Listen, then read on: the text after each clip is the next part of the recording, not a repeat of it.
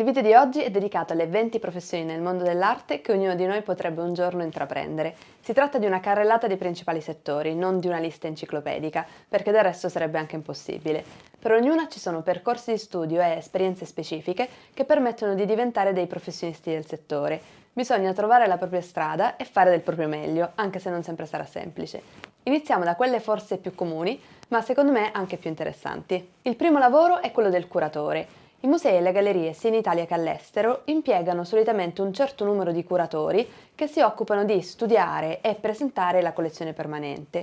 Il lavoro consiste nel conoscere a fondo le opere della collezione e studiare percorsi migliori per la presentazione al pubblico. Nel caso di grandi musei come la Tate Modern a Londra, ogni curatore si occupa di specifiche sale, in base alla propria specializzazione e collabora con i curatori esterni nell'organizzazione delle mostre temporanee. Infatti, negli ultimi 10 anni, la figura del curatore si è evoluta abbastanza e oggi esistono curatori freelance che collaborano con musei e gallerie, più nell'organizzazione di mostre temporanee. Questi sono gli stessi che devono visitare fiere, studi d'artista e archivi per scoprire nuovi talenti e presentare le loro opere.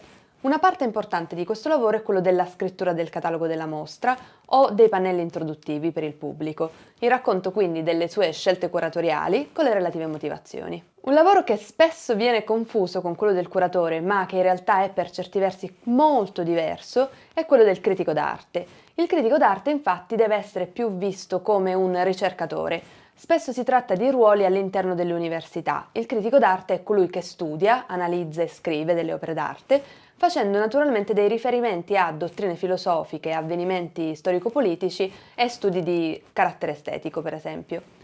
Ovviamente un curatore che pubblica numerosi testi di critica d'arte può essere considerato e deve essere considerato un critico d'arte e per questo a volte le due figure si sovrappongono, ma non sempre i critici d'arte sono curatori di musei o di mostre temporanee. I critici d'arte possono essere piuttosto professori universitari che, oltre a tenere i propri corsi, hanno per contratto il compito di pubblicare studi e ricerche sulla materia che insegnano.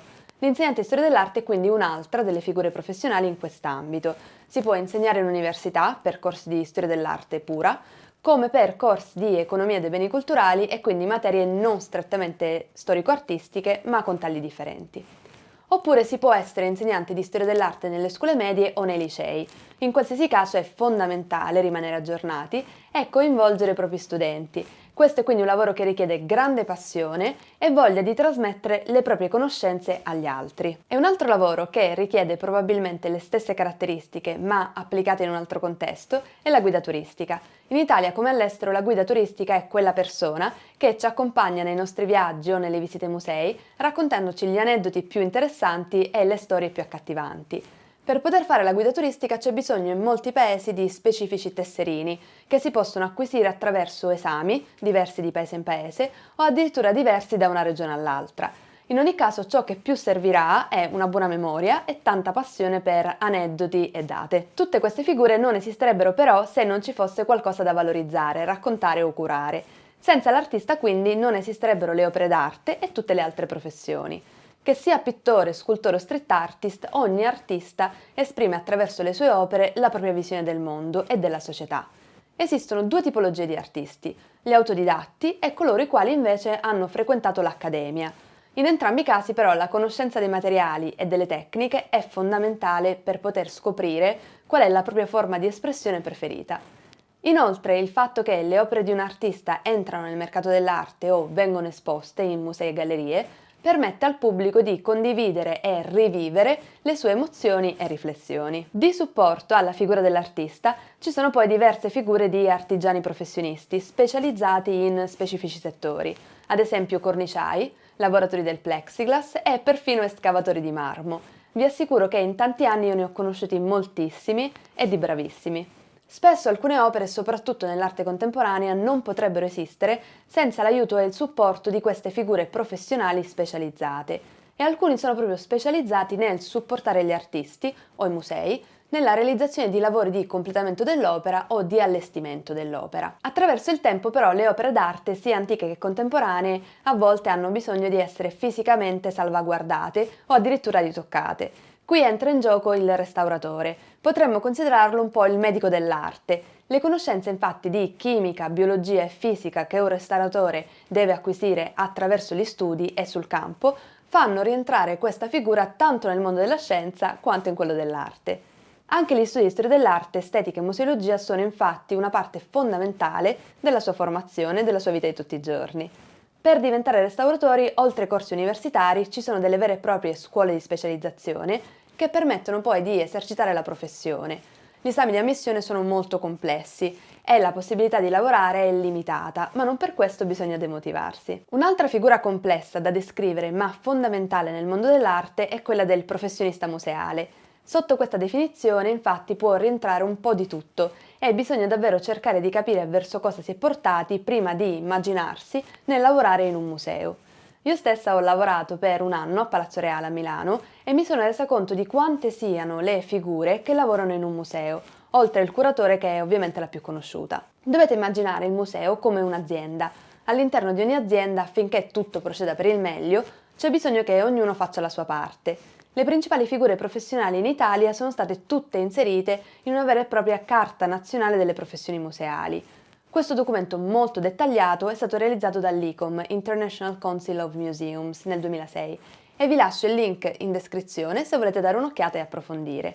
Insieme al curatore, infatti, ogni mattina entrano negli uffici del museo catalogatori, registrar che si occupano dei prestiti della movimentazione delle opere, ma anche coordinatori dei servizi di accoglienza come biglietteria, guardia sala e altrettanto importanti i responsabili amministrativi e i fundraiser che si occupano della gestione finanziaria e della richiesta di fondi e sponsorizzazioni. Inoltre, un'altra figura che spesso viene coinvolta dai musei è quella dell'architetto disegnatore della mostra. Se infatti il curatore si occupa del percorso espositivo, quindi della scelta delle opere, e crea un filo logico di presentazione, l'exhibition designer si occupa di come queste opere vengono fisicamente presentate. Solitamente si tratta di architetti specializzati e soprattutto che hanno la capacità di dialogare con il curatore e aiutarlo nella pianificazione. Bisogna essere molto competenti in fatto di esposizione delle opere, illuminazione e design delle mostre. Il proprio compito è fondamentale, tanto quanto quello del curatore, se non a volte più complesso. Tra i professionisti museali una figura a sé stante e che merita la sua specifica attenzione è quella dell'educatore museale. Il compito principale è quello di occuparsi delle attività educative del museo. Ovviamente per poter svolgere questo lavoro bisogna mettere insieme due caratteristiche fondamentali: la passione per l'arte, ma anche quella per la semplificazione e la trasmissione delle informazioni. Per riuscire infatti ad essere coinvolgenti nei laboratori e nelle attività che si organizzano, bisogna davvero impegnarsi a guardare alla storia dell'arte e alle collezioni del museo, per il quale si lavora, in maniera moderna e a sintetizzare e trasformare le informazioni in maniera tale da non annoiare i visitatori. Molte delle attività si svolgono tra l'altro con le scuole, quindi anche pazienza e voglia di lavorare a contatto con bambini e ragazzi è un ottimo incentivo. Oltre che poter educare, attraverso l'arte si può anche fare terapia. La figura dell'arte terapista si è diffusa molto solo negli ultimi anni. Gli studi sull'importanza dell'arte nella cura di diverse forme di malattia è ormai una materia di studio e le ricerche scientifiche sull'argomento si stanno moltiplicando. A dire il vero, io non sono esperta in materia, ma sono la prima ad essere molto affascinata dall'idea che l'arte possa essere considerata una forma di terapia a livello psicologico. Sicuramente, essendo un ambito in piena evoluzione, si comincerà con il tempo a richiedere sempre di più figure professionali serie e preparate. Un'altra figura professionale più legata invece all'ambito mercato dell'arte, che è stata per molto tempo fraintesa o quantomeno poco chiara, ma che finalmente anche in Italia ha un ruolo riconosciuto, è quella dell'Art Advisor. L'Art Advisor è colui che, come un consulente finanziario, conosce il mercato dell'arte, la valutazione delle opere e la storia dell'arte e aiuta i singoli o le aziende ad investire nelle opere. Si tratta di una professione molto complessa, che può essere svolta dal libero professionista o per aziende o per banche. A me ha sempre affascinato moltissimo e parte dei miei studi in economia dei beni culturali erano mirati a diventare Art Advisor. Potrebbe essere il lavoro perfetto per una persona che ama viaggiare, ma anche che non perde occasione per seguire aste, fiere e gallerie e visitare ovviamente studi d'artista. Oltre a spendere molto tempo però nella ricerca e conoscenza delle valutazioni, un buon art advisor costruisce un portfolio di clienti e stabilisce relazioni che gli permettono di fare da intermediario nella compravendita delle opere e guadagnare quindi la sua percentuale. Di sicuro è uno dei lavori più affascinanti, ma anche più difficili nel mondo dell'arte, secondo me. Un altro protagonista del mercato dell'arte che, come l'art advisor, deve conoscere le valutazioni e rimanere sempre aggiornato è il gallerista. All'interno di una galleria, in base alle dimensioni della stessa, ci sono numerose figure professionali. Oltre al proprietario della galleria si possono trovare il manager e i curatori. Soprattutto all'estero, come qui in Inghilterra, dove molte gallerie d'arte sono vere e proprie catene e non piccole imprese, oltre al proprietario è necessario che la singola galleria sia gestita da una figura specifica. E poi per ogni gruppo di opere è necessario al tempo stesso che ci sia un curatore, che un po' come per il museo, le espone insieme secondo un filo logico. Entrambe queste due figure sono fondamentali soprattutto nell'organizzazione degli stand della galleria in fiera, insieme al registrar, che come nel museo si occupa della movimentazione delle opere. Ho deciso di inserire tutte queste figure sotto la definizione di gallerista perché il numero di persone impiegate in una galleria e il ruolo specifico di ognuna di esse dipende molto dalla dimensione della galleria stessa e a volte dal paese in cui si trova. Se si vuole iniziare a muovere i primi passi in galleria, allora il mio consiglio è quello di iniziare come assistente. Si avrà la possibilità di entrare in contatto con le opere e di assistere alle compravendite, ma anche di viaggiare moltissimo in giro per le fiere. Un altro luogo di lavoro nel mondo dell'arte che richiede diverse figure professionali molto specifiche è la casa d'aste. Anche in questo caso dipende molto dalle dimensioni della casa d'aste. In situazioni come quella di Sotheby's o Christie's, con migliaia di dipendenti, ognuno ha un suo ruolo. Troveremo i curatori, divisi sempre per specializzazione, che può essere ad esempio per arco temporale, arte moderna, contemporanea o antica, oppure per tipologia di forma d'arte, ad esempio gioielli, multipli, arte grafica o mobili. O infine per area geografica, come arte africana o arte cinese. Il loro compito è quello di rimanere in contatto con i potenziali venditori e compratori, ma anche di valutare le opere o curare l'ordine delle opere in asta e il relativo catalogo. A volte i curatori sono anche impiegati durante l'asta per assistere i compratori al telefono e fare offerte per loro, oppure in sala. Nel caso di grandi case d'aste, invece, ci sono addirittura figure specifiche di servizio clienti che si occupano dei rapporti con i clienti e la registrazione dei compratori. Infine, essendo aziende, anche nella casa d'aste c'è bisogno di personale amministrativo per la gestione finanziaria o di promozione e gestione dei canali di comunicazione. Un altro lavoro che viene forse considerato meno, ma che io trovo davvero interessante, è quello del professionista dell'editoria d'arte.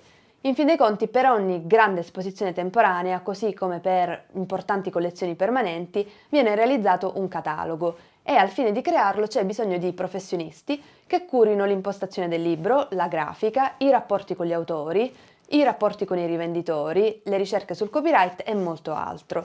All'interno di una casa editrice ci sono moltissime figure e inoltre molte case editrici, come ad esempio Schirà ed Electa o la Silvana Editoriale in Italia, stanno ampliando i propri servizi e già da anni si occupano anche dell'organizzazione mostre, come delle aziende private, di supporto ai musei e agli spazi espositivi. Lavorare in una casa editrice nel mondo dell'arte non vuol dire quindi solo occuparsi di testi e dell'oggettistica relativa alla mostra, ma potrebbe diventare il vero modo per lavorare all'interno dell'organizzazione di una mostra. Una figura che invece è sempre esistita e con il tempo si è soltanto molto evoluta nel mondo dell'arte è quella del giornalista.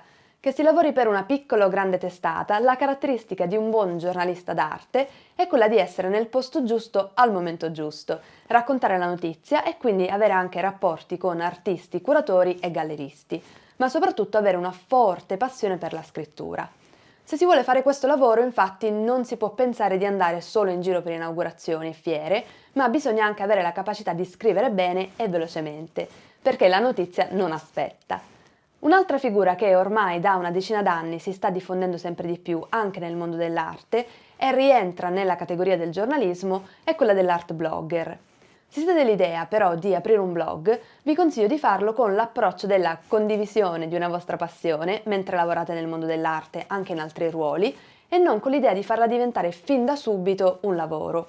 Sono certa che a breve anche nel mondo dell'arte nasceranno collaborazioni, sponsorizzazioni, ma al momento non è ancora una figura professionale stabile al 100%. Una professione invece che io non avevo mai preso in considerazione, anche dopo l'università, è quella del professionista nella logistica e nell'ambito delle assicurazioni. Invece, durante l'organizzazione di una mostra nello studio d'artista in cui ho lavorato per molti anni a Milano, sono stata contattata dalla ditta che si sarebbe occupata della movimentazione delle opere dallo studio al museo. Nulla di fuori dalla norma, fin quando non ho capito che l'email era firmata da una mia collega dell'università, che si occupava adesso dell'organizzazione logistica di questi spostamenti.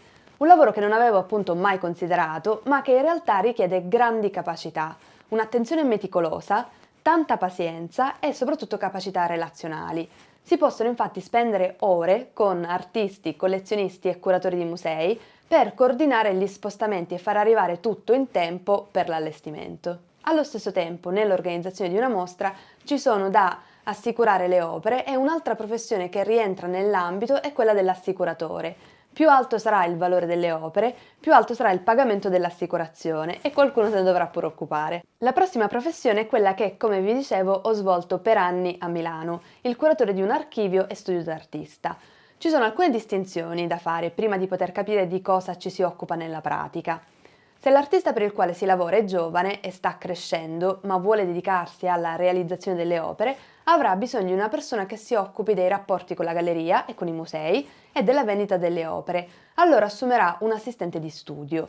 Quando l'artista è già affermato o addirittura storicizzato, come ad esempio Michelangelo Pistoletto o Arnaldo Pomodoro, allora costituirà una fondazione o un archivio per curare i rapporti con le gallerie, i musei e i curatori, ma anche per valorizzare dopo anni il patrimonio del proprio archivio. Qui le figure potranno essere diverse e per certi versi basate su quelle museali, ma con un rapporto molto più diretto con l'artista vivente e con una focalizzazione specifica sui suoi lavori e non su un periodo artistico molto vasto. Molte fondazioni di grandi artisti in Italia sono comunque piccole imprese con poche persone, alcune volte, come nel mio caso, solo 2 o 3 persone. Si tratta di un lavoro dinamico in cui bisogna essere pronti a saltare da un progetto all'altro, da un incontro al successivo, per progettare mostre o eventi sia in Italia che all'estero. E spesso sono richieste anche capacità di archiviazione dei materiali delle opere e ogni tanto anche di comunicazione e di marketing. Nel migliore dei casi invece sia le fondazioni d'artista che le altre istituzioni di cui abbiamo parlato, come musei, gallerie e case d'asta, hanno una specifica figura di social media manager o pubbliche relazioni. Pur essendo 2 figure differenti, spesso in istituzioni di piccole e medie dimensioni queste coincidono. Si cura il sito e i profili social e la loro crescita, tanto quanto le relazioni con collezionisti o musei per fornire sempre la stessa immagine dell'artista o del museo e promuovere le collezioni in modo univoco. Può anche essere un lavoro svolto da un libero professionista e che sicuramente con il tempo, dal mio punto di vista, verrà richiesto sempre di più. Infine, in tema di preservazione delle opere di un artista o di collezioni private e pubbliche, un'altra figura importante e spesso poco considerata è quella dell'avvocato in ambito artistico, che sia per una causa di infrazione del copyright, un falso, più comunemente un contratto tra artista e gallerista, un avvocato sarà sempre coinvolto. Per questo motivo sia in Italia che all'estero esistono diversi studi legali specializzati solo nell'ambito artistico, che supportano ogni passaggio della compravendita e spesso anche la promozione e l'utilizzo dell'immagine di un artista o delle sue opere. Queste sono 20 delle principali professioni nell'ambito dell'arte con cui io negli anni sono entrata in contatto. Si tratta di un racconto un po' generale e per ognuna si potrebbe approfondire davvero tanto. Fatemi sapere però nei commenti quale di queste professioni vi attira di più e se il video vi è piaciuto mettete un like e iscrivetevi al canale attivando la campanella. Grazie della compagnia e a presto!